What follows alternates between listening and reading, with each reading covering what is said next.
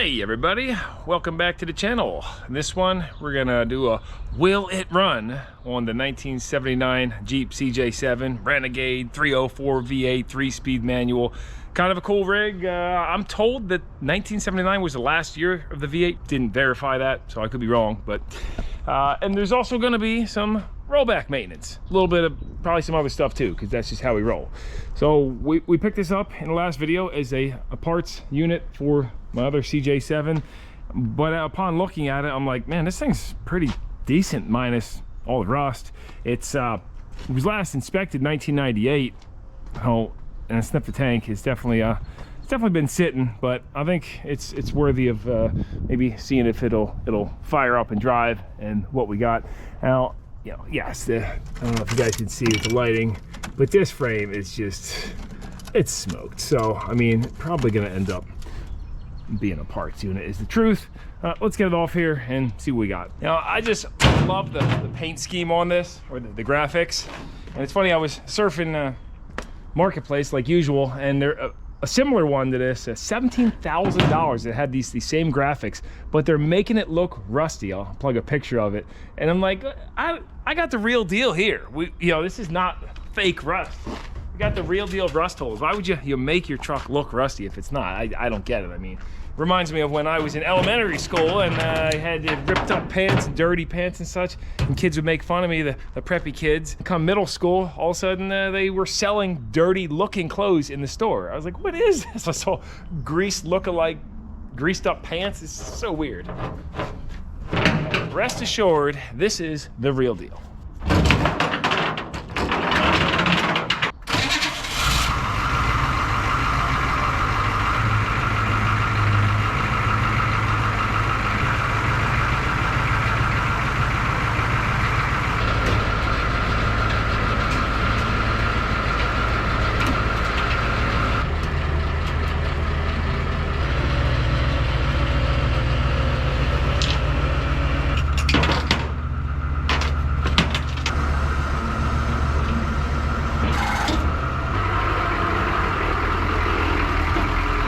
That is a sharp looking Jeep. So quick spin around tour. We got some vintage groundhog tires, a good amount of dry rot, a fiberglass top with the moon roof or sunroof, what have you. The steel doors, which, these appear to be in pretty darn good shape. So maybe those either been repaired or they're off of something else. I threw this strap on just because it is not bolted down. I didn't want that coming off going down the freeway, but there we go. So yeah, these, you can see the original color of those. Got a crack, it's wanting to spread, and I really like that red. Too bad we're missing the panels. However, the windows work. These must be off something later, because I would think they would have had the swing out wing windows, or maybe Jeeps didn't have that. I don't know, I'm not a Jeep expert, but this seat, usable. You got a key. Can't argue with that. 96,000 miles on it. Is that an aftermarket ashtray? It's got some butts in it. Throttle, not locked up. Brake pedal moves. It feels like we got brakes too. Clutch, yep. Bunch of Bondo wiped all over it, or whatever the heck. Some soft stuff. I don't know what kind of Bondo that is. Man, this thing's pretty rough, huh? Pretty rough, guys. Do the spring shocks still work? Maybe. You can see where it's been wiggling back and forth and repaired. Yes.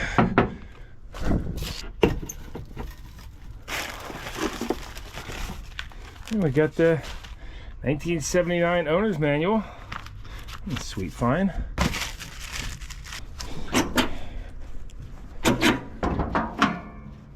And under the hood, we are just looking everything there pretty much untouched recently, from what I can tell.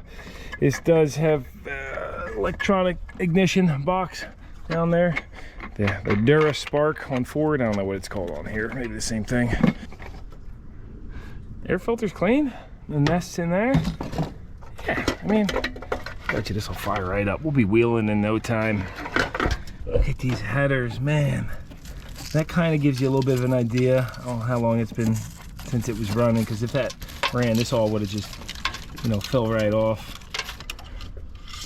up to level on the oil and it looks brand spanking new, which, you know, is usually not a good sign, but it could be that it was running fine and then he just parked it.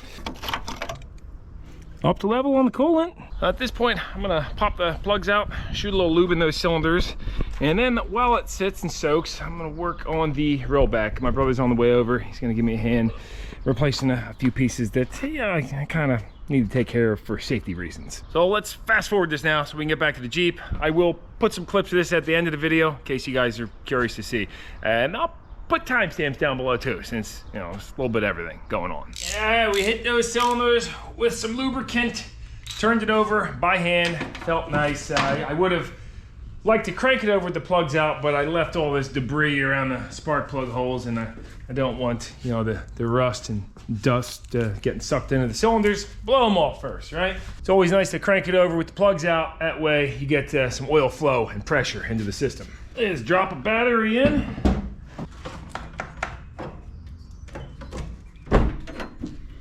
And we are in neutral. Huh. Key doesn't want to turn. I'm just noticing the steering wheel's super loose on here too. The nuts hang loose, and I think this guy stole the original steering wheel off. Can't blame him. And maybe just threw some random keys in there. I never did check if they turn, but they don't work. Okay, here we go. It's good.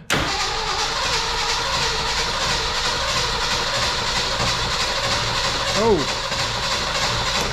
you guys hear that little bit of noise going on there? I'm not sure, but started cranking quicker. Sounds all right, maybe low compression on a couple cylinders. Let's see what happens when we send some fuel. That's the flowing. She's bone dry and didn't even need a tap. Float has sealed. Pumper wants to go.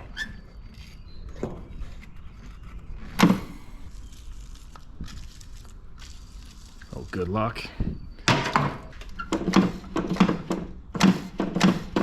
So assuming we have Dura Spark, should fire right up if I send 12 volts over here. Sounds like the coil's already grounded, which means if it works, we should have a spark coming out of here. Oh yeah, good spark. Let's see if we got spark on crank. Yes, so here we go.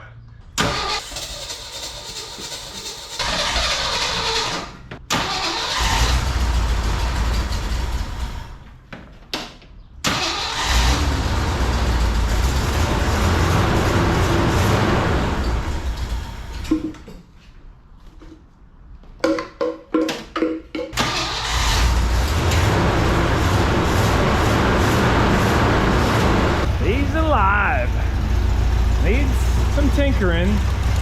Don't know if it's hitting all 8 yet, but sounds pretty good. Definitely needs some carburetor work.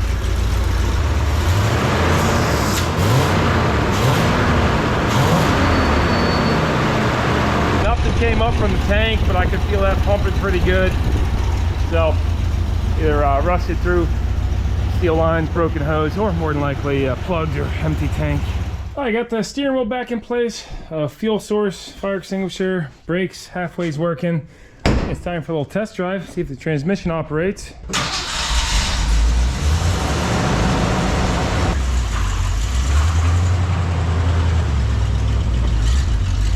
Now vacuum leak.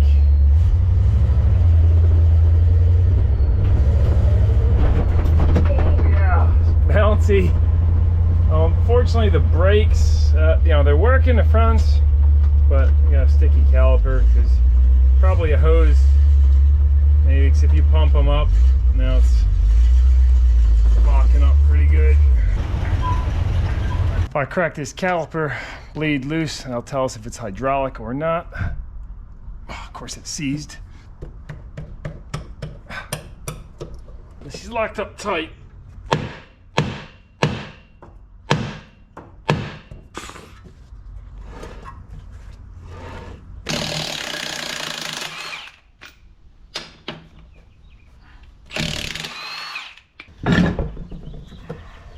Oh yeah, definitely the pistons. Look at how swelled and rusted they are. Well, sometimes if you force them in and then pump them back out, that'll bring them to life. There it goes. Yeah. Now we can suck out what's in this master. You see, because what often happens is the return gets clogged up with rust and crud, and then the brakes can't release hydraulically too, so pushing the piston back in can either break something or fix it. We'll get these piles of rust out of here too. And top off with Freshie. And we find out where the leak is too, since one of them was empty. If after all of that you still have locked up brakes, then yes, it's the pistons. So we replace, or you can push them out and clean the rust off. Let's try that trick real quick. Now this is like side of the road type of techniques here, guys.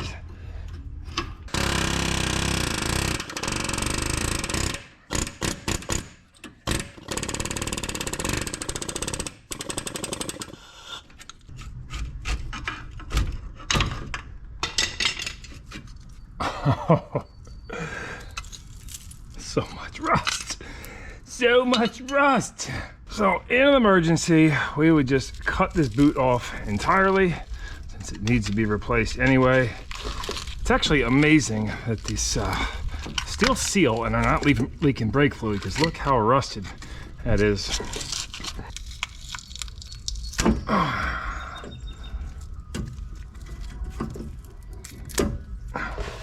Now we push the piston out some more. And then clean some of the rust off. Man, those are really, really bad. Big question, can we rotate it? Probably not. Oh yeah, we can, look at that. See, this rust doesn't go all the way into where the seals are. It's just the outside. And that's why we gotta clean it.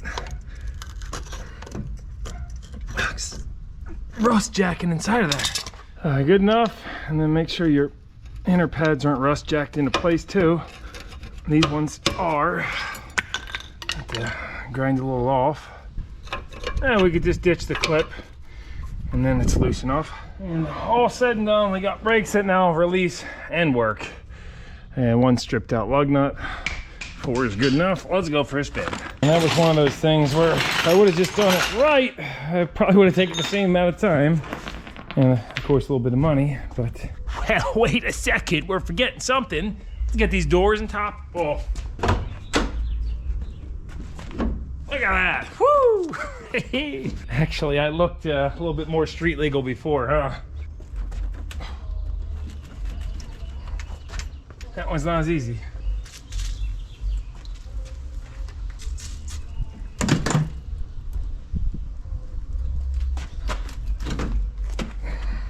I think the top's more a 2-person job.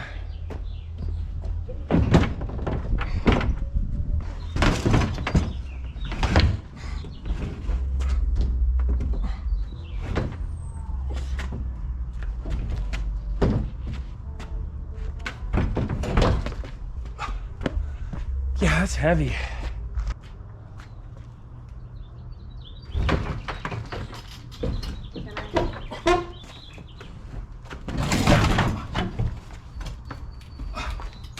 What's happening? I mean, it's not in perfect shape anyway, so I'm not worried.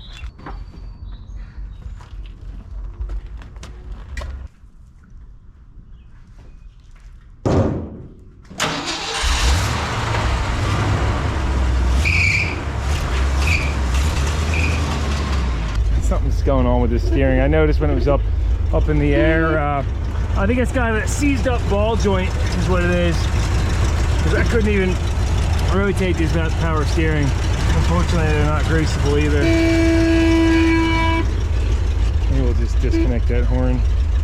Oh, it's actually my favorite feature about these. Oh, well, isn't that nice? The hinge just snapped right off. See, if you just let the wheel go, it won't return. You got to bring it back to center, and then it wants to veer off a little bit. Worse than driving a boat at slow speed against current. Ah, nice to be off the road. This is more like where she belongs. It's getting a little louder.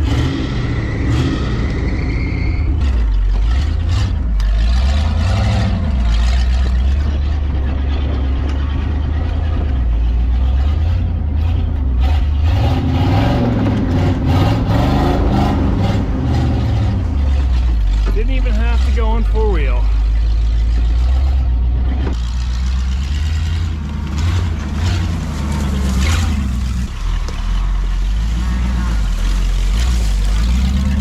There you have it. As rusty and neglected this Renegade is, that's got me back in the woods doing Jeep things, and I think she's a happy camper right now, you know? Really digging the way this 304 feels. It's still a little rough, but definitely hitting all 8 from what I can feel. And you know, it's a shame how rusty the body is, because it's a cool unit, but I'm not sure where to go from here. This would need a lot of work to make it a good, reliable street trail rig, but I do have a title for it, so you know, I guess we gotta get it up in there, take a closer look at the frame, and see how that's looking, because the body is not looking good. But come on, listen to that V8 purring. Didn't even have to pull the carb off.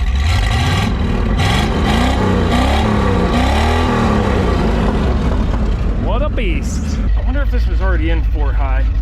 Oh, that's pretty locked up.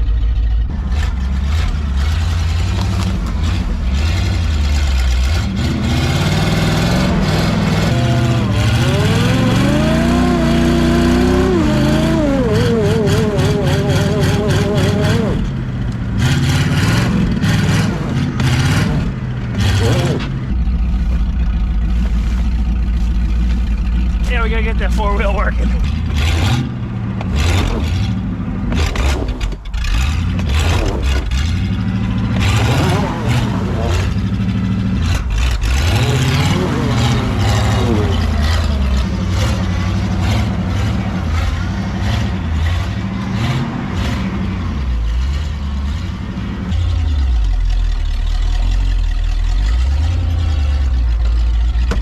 I just rolled up to something that I do not want to roll in by mistake, and then I stalled it. Do not want to end up in this. Wow, look how contaminated that looks. Maybe a bad ground, or starter solenoid. Might have to live back here tonight, because I told Jen I'd take her out to dinner. I'm getting pretty close to that time. Gotta get back home.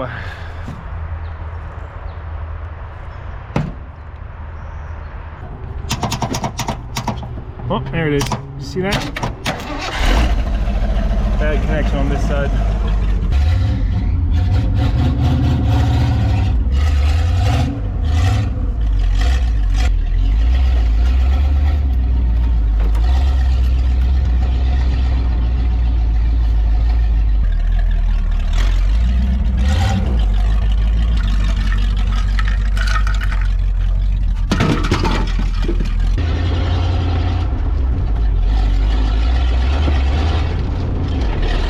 Shifts real good. Steering's actually getting a little bit better after driving it. This ball joint's loosening up.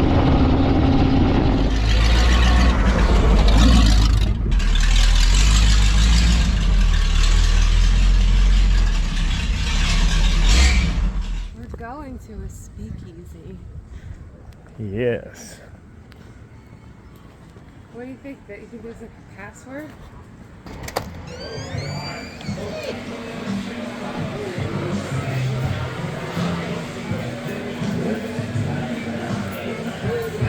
Thanks.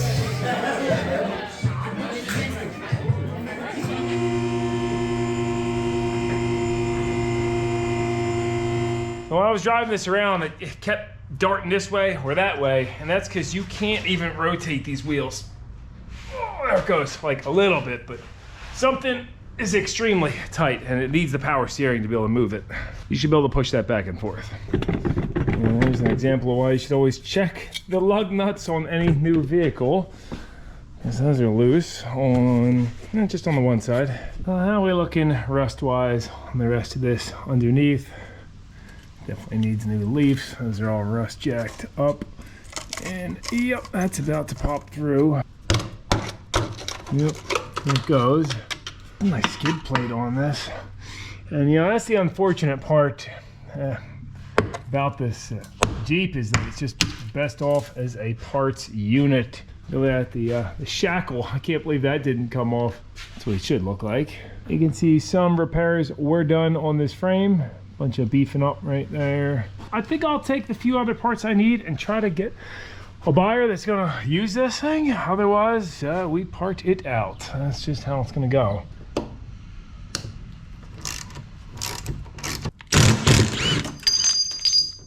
I'm gonna need these if I plan to use the doors on mine.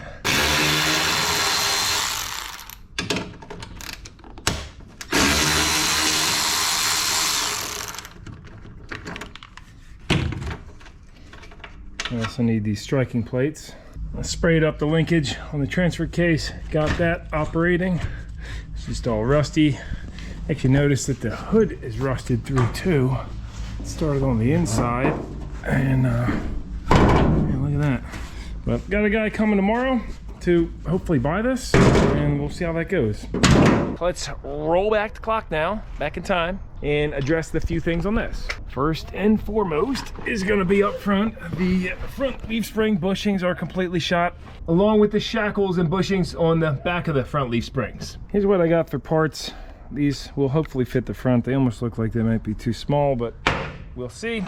And then these for the rear. I was gonna use these poly bushings for the rear instead, but it turns out these shackles I got do not fit over. So I could use a 7/16 bolt, but these shackles, you know, I'd have to weld another washer in there. I just end up going with these. These seem good enough. And with the wheel off, you got a little bit more access. This was the main one that I was worried about. See, that's kind of just, there's no bushing at all. It's just sitting right on the bolt. And then I think we'll try and get these nuts off too, because they're corroded away to nothing. But we got my brother on the job. So what's up, guys? How you making out on this side? Yeah, right now this bolt is completely stuck, so it looks like we're gonna have to cut it off. Yeah, and that's a grade 8. Go ahead and hit it. Oh yeah, the bolt is moving separate from the center steel piece of sleeve. So I think that'll pop out. I think if we give it some more lube and then get her spinning here.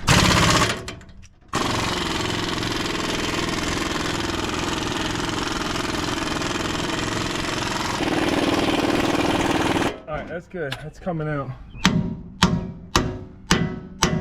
Beautiful. All right, let's get the jack over there now. This bolt did get a little damaged. It's gonna be M14 by 2.0. I think I should have a tap for that and a Harbor Freight set. Good bang for the buck on this one. We got M14 1.5, M14 by 20.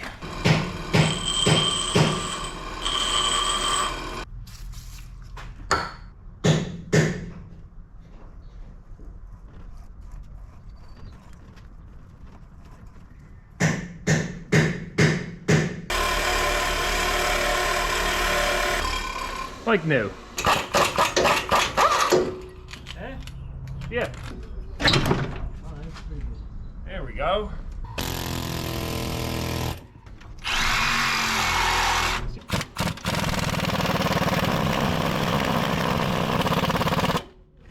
Hopefully that socket didn't get stuck in there. Great. There we go. Even cleaned out the hole. These look like poly bushings. I don't know if they were off-brand, but I guess they held up all right for what it is. The steel rusted more than anything else. It's paper thin.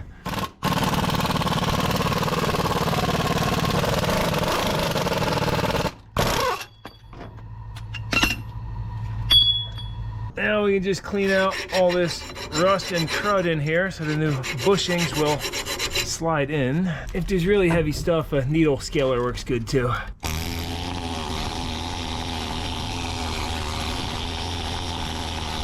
So unfortunately, these front bushings do not seem to be the right ones. They do fit up in the holder bracket properly, and they slide into here fine, but you see how wide it seems like, I don't know, I don't like how much this can shift back and forth. That doesn't seem like that would be good.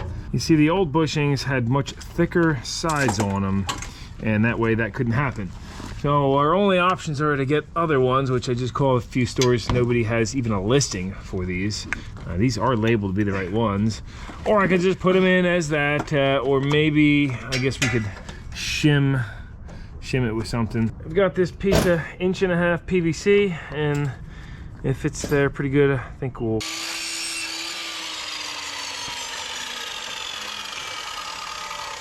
think this should do it. Let's see. Yes, that's perfect. We'll leave these fronts off though and move on to the rear.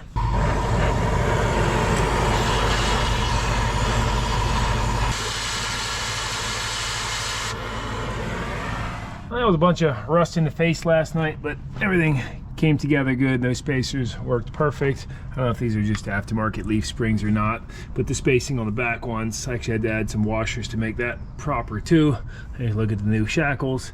And the next thing we can do is get these rusty nuts off, because as you can see, there's barely even a nut on there. The back ones, yeah, same thing, kind of. It's the best one. That is all the steering right there too. Like, yeah, I know these are studs, but if that breaks, you have no steering. With them all cleaned up, there's a better look. You can see the nuts like pretty much gone on that one. They kind of just broke off in little bits. They're probably 1/2 by 20. Yes, these are so convenient. I can just go over to the nut drawer, find one that fits on. Which I'm sure I have one in my regular nut drawer, but instead of digging through, when time's a concern, now I got all these Bolt Depot ones. Look at that, 1/2 by 20.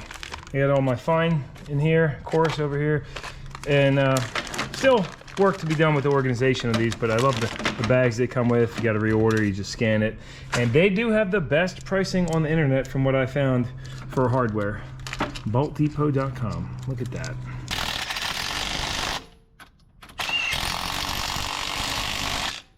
Good as new. Only thing that could be a failure is if the stud was rusted in between here, but pretty sure torquing it down real hard it would have broke if that was the case. Suppose I'll replace the back ones while I'm at it. Now look at that, these actually take conical head nuts on them. So that makes sense why I couldn't get the bottom bits out. Rust stuffed in there. I guess I'll just use a 1/2 by 20 lug nut. I mean, the nylock would be fine too. I don't think the conical's too important, but I do got some 1/2 by 20 lug nuts, so I'll just use those. Actually, that's a matching set. I'll go with something out of here. These will do it. That cone will keep this cap set in place.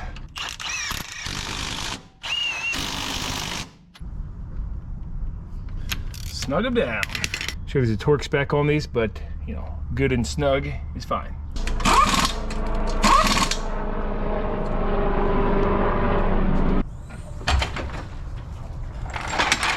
Next is these rusted through U-bolt plates. I had sprayed these several times. Should probably just get new U-bolts. They're only 81 bucks for a set, but I'm thinking, you know, if we could reuse these and they're not rusted through when they come off, then great. Yeah, that's going. Now we can hit this with the impact gun, but it's not always as effective with the long studs because they want to twist and flex, and that's not good for impact guns. It doesn't work right. Right. Let's try a little heat.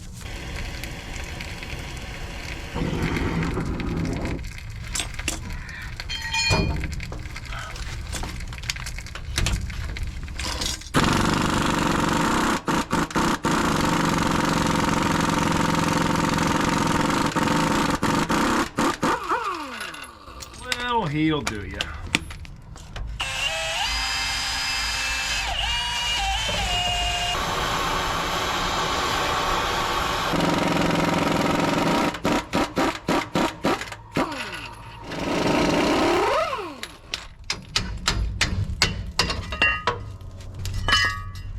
Well, that's how thick this plate should be, and as you can see, it got pretty paper thin in certain areas.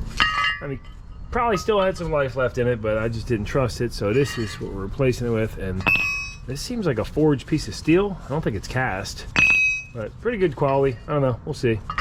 And these U-bolts seem good to use. The area I was worried about was in the little pocket where salt and dirt can sit, rust them through, but they seem plenty fine.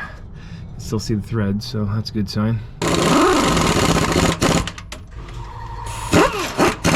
Now for a torque spec, I read 180 foot-pounds on 5/8 bolts, but I guess we'll just see how that feels. Might go a little bit less, I don't know. I do have some lube on those threads. I think I'm gonna bring it down to 150, see how that feels. Make sure to run these around evenly too.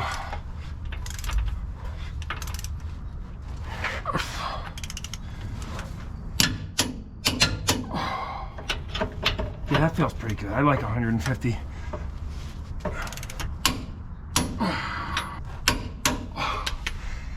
I'm good with 150. If you guys know better on these, let me know. But I did read a couple sources saying 180 for 5/8 bolts, but that feels good. I'll probably re-torque it after a day. I'm just gonna knock out the other side. Next item on the list is this passenger side mirror. We got broken glass, missing glass, but most importantly, it's not really on there. It only had this one bolt and the bottom one was coming out too. On these older style mirrors, that they get these little well nuts that rust on the inside and then they spin and the metal cracks and fatigues. So we're ditching those, and I'm gonna hog these holes out a little bit and just drop some like drywall anchors in, the stainless bolts. That'll do it for now.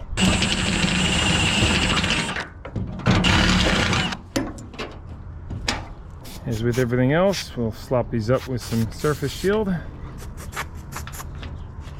Top well nut we can leave. Of course, if we ever have to take this off again, these little wing nuts will end up on the bottom of the door, but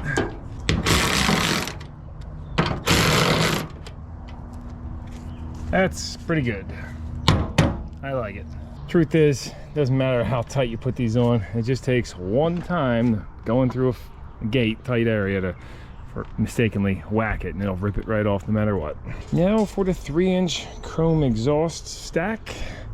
Not looking for anything too fancy. I definitely want to keep it recessed in as far as I can, and I don't want to get any more height either, so it looks really dopey so low, but maybe like a couple inches above. You know, I didn't look up proper mounting techniques, but I found these pretty heavy-duty stainless steel clamps on eBay, so figure clamp it around and then we'll have enough stud to just stab right through.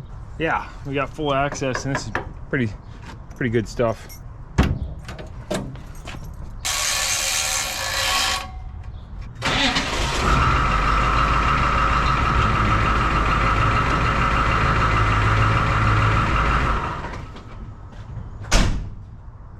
Well, look who came out to say hi. The Ghost Man. He actually had a little leg injury a couple weeks ago, so we're still keeping him light activity. I think he maybe strained himself or something. Isn't that right, Bubs? No more zoomies for now. Hey, nope. We're trying to keep him limited activity. Good boy. He's been very good about it too. Drop that. Drop that, buddy. Hey, I'm not even gonna play into this. Well, I guess somebody's feeling better, huh? All right. Thick stuff. Here's what we ended up with. Nice and rigid. Got some heavy-duty rubber bushings in between, and I have other pipes on order that we'll be able to now tie it in. But I also got this 3-inch exhaust cut out, and this is 2 1/4, 2 1/4 to 2 1/2. I'm thinking we'll cut it right there, and then maybe I can heat and expand this, so that way we can get the 3-inch cutout in place. The smart thing would have been to have this all planned out before putting the new exhaust on, but that's just not how I roll.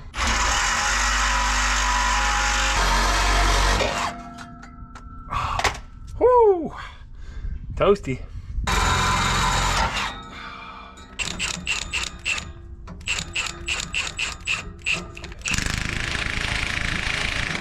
Yeah, it's gonna split the pipe.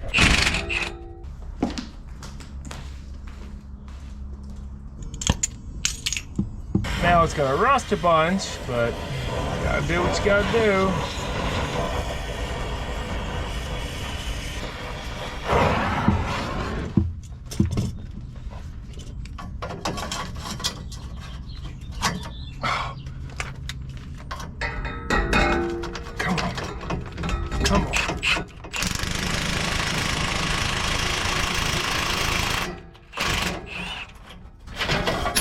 Oh, it melted the O-rings.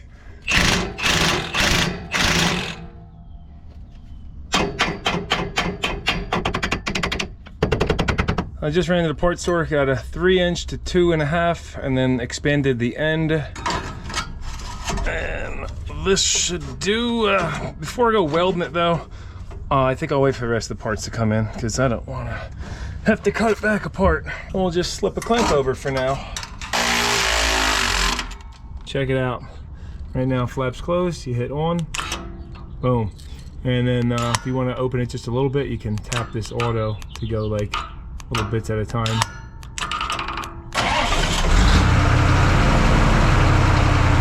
Actually, not that loud at all.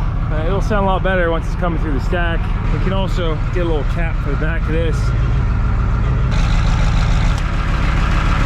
I like it.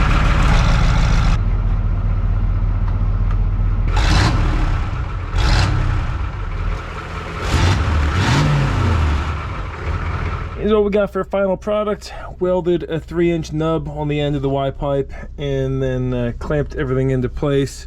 So we go 3" stainless all the way out to the stack. It's just a 45, a straight, a 45, and a 90. Well, let's give that a listen.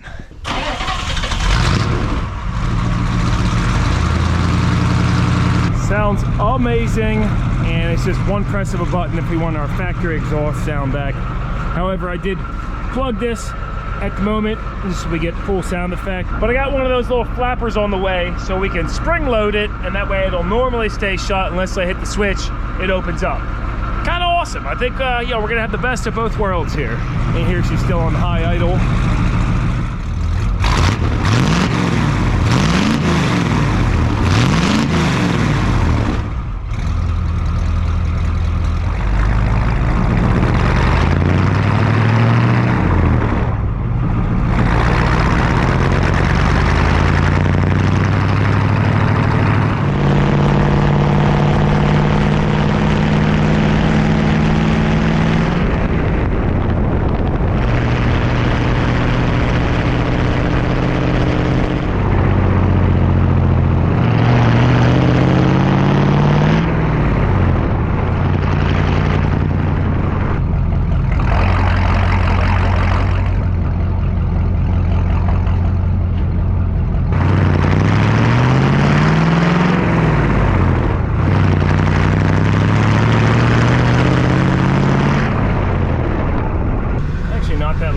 Either. Sounds it's pretty good. I could do a highway trip with this. Something else we just upgraded was where the ram attaches to the bed. If you guys remember, this had like a real skimpy aluminum bracket that all the welds broke off and it was just 2 bolts holding it on. So we fabbed up this heavy duty steel unit that should not be breaking again. There's 8 bolts, holds it on, and if anything breaks, it'll be these little C channels that pop off with welded to the bed, and in that case then probably have to do a big steel plate across this whole area, but I think that'll be fine. I don't know if you guys see this butch wiring behind it, but when I wired up the marker lights on the bed in the last video, I didn't show it on video, but I was confused. I was like, how the heck do you wire lights up to a bed that moves back and forth separate from the body? So I just had this in my junk wiring bin. I think it's off a semi, and it's like a 6 conductor, maybe 7 conductor wire. So this slinkies out as the bed, and I kind of temporarily put it in place to see how well it will work, which it's been working fine. It just kind of dangles there, almost looks like an airline. But if anybody knows the proper piece that you're supposed to use to be able to attach these on a sliding bed, let me know, because I don't know. And also got to figure out why this bed doesn't go all the way down. It almost looks like the truck frame's bent, but it's not. It's the bed just likes to kind of not go. See, I can pull it down right now a little bit. So gotta get that figured out at a later time. But when you put a car on there, it goes all the way, squashes.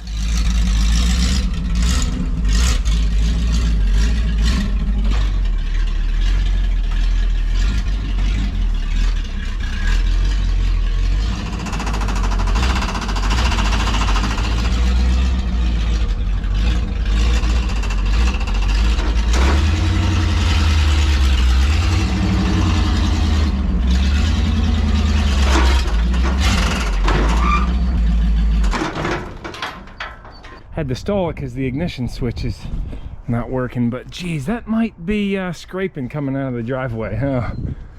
I just filled this too, and I just got showered in birdseed. Oh, looks like somebody's making a home too. How about that?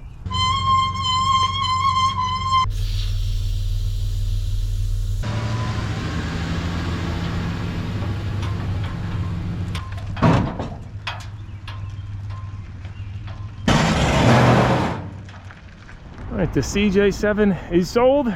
New owner is gonna be picking up a couple days from now. I'm happy to see this going to somebody who's gonna get it back on the trail, is where it belongs, and not part of that, because that's what I was gonna do. Got $1,250 for it. So I was able to keep the top doors, and I think that's a fair price since it runs good.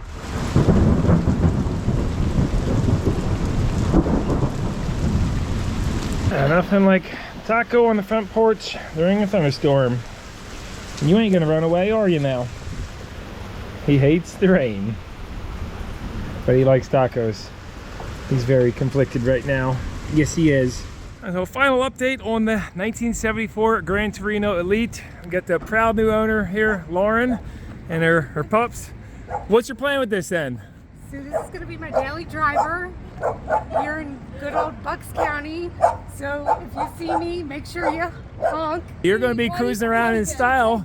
Her dog was just rolling around in sap over at the storage yard. So it's going to a good owner, local, Ben Salem folk at their, so you might see it cruise around if you guys are local. And they actually, they had seen the videos of it when we got it. So it's really cool to see it going to somebody who's going to appreciate it, use it, improve it, and just have a good old time. Maybe if we find another minty one day, we'll grab that. All right, great meeting you, Greg. All right, brother. Good luck with the car. All right, thank you, man. Thank you so much. Absolutely. Just give it a little bit of, hold the gas a touch. It'll fire right up. Yeah, just because it was sitting. Her boyfriend's driving it home, or husband, I'm not sure. And that would have been terrible if it didn't start back up, but we'll get one last clip of this thing cruising. All right, happy trails.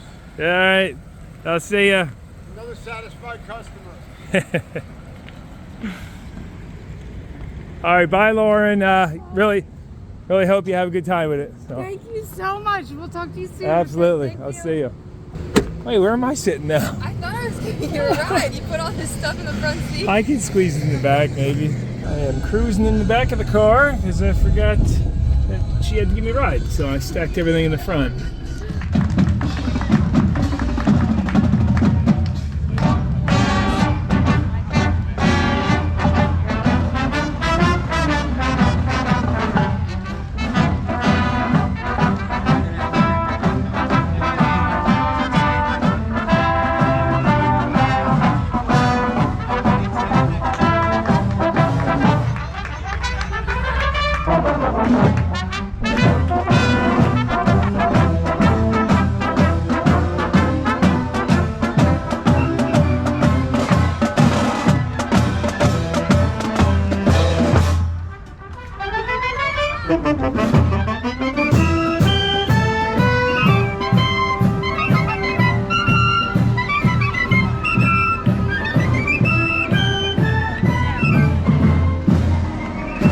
Favorite part right there.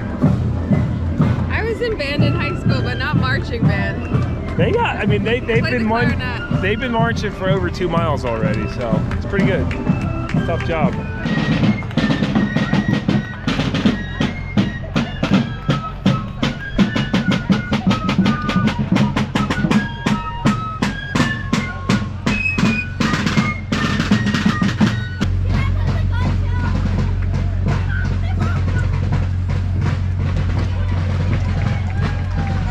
But wait, I just wanted to pop in here and say thank you guys very much for tuning in, especially if you've watched this far. If you like parades like me, then maybe you did. And also make sure to check out Jennifer's new video. Should be live Friday evening. Jennifer Sugin is her channel. She's got some big news. So thanks again, guys, very much, and we'll see you soon. Hey, Turbo, what are you doing over here on the couch? What pose is this?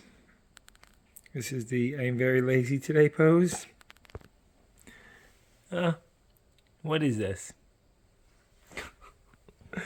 Come on, let's go. Let's go do something. Go get him.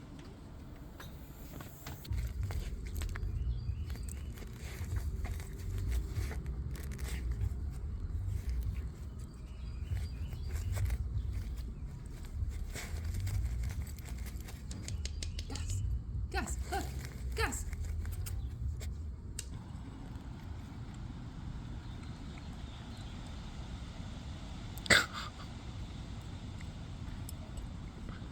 Okay, you got it.